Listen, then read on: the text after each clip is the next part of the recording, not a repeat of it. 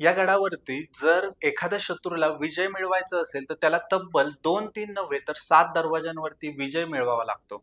हो, मी आज बोलतोय दुर्गश्री शिवनेरी किल्ल्याविषयी. या दुर्गश्री शिवनेरी किल्ल्यावरती एकाच सपाटीवरती महादरवाजा, त्यानंतर गंडभेरुड आणि शरभशिल्प असलेला गणेश दरवाजा, त्याच्या पुढे थोड्याफार प्रमाणात पडझड झालेला ज्यावरती शरभशिल्प आहे असा नावामध्ये कन्फ्युजन असलेला परवानगी दरवाजा आणि त्याच्याच पुढे लगेचच लागून असलेला पीर दरवाजा आहे.